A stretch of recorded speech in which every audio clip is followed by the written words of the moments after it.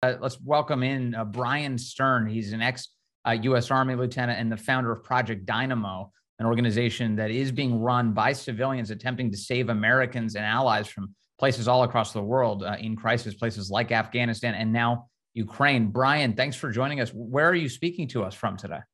Right now, I really can't tell you where I am. Okay. It's more of a security thing, but I'll tell you that I'm south of Kyiv. I'm south of Kyiv, and I'm east of the Romanian border. Okay. And so have you encountered any of this combat, any of the fighting that's going on there as the Russians invade Ukraine?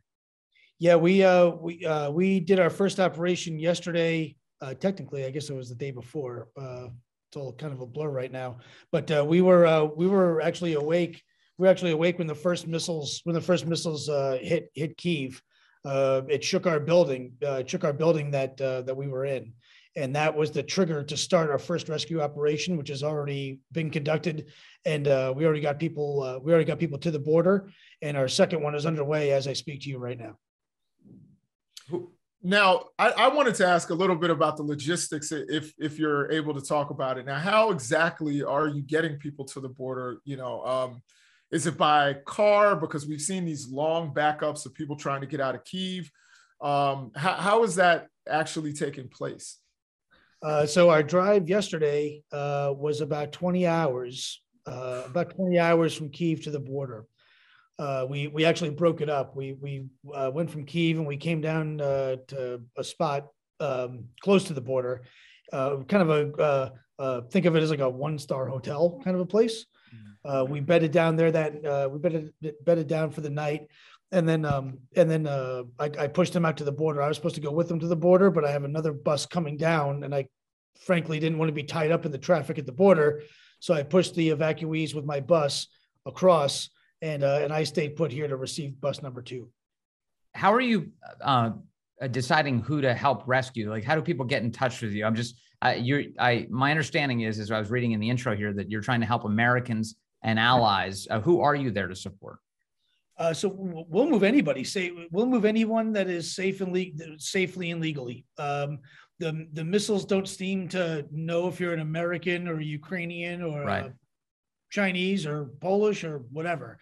So we're happy to move anybody and everybody. As an American, and I'm as an American and as a veteran, I'm partial to Americans, but on this first operation, it was actually mostly Romanians that we got across the border. When did you arrive in the region, Bryan? Just short of 2 weeks ago. 2 weeks ago. And since, have you been evacuating people during that whole time frame, or did this just kind of ramp up as the attack started? Yeah, so Dynamo was formed during the Afghanistan evacuation that didn't go so well. And we've been pretty prolific there. We've rescued more Americans. We've brought more Americans to the United States from Kabul directly, actually, than the U.S. government has. So, more than the military. So,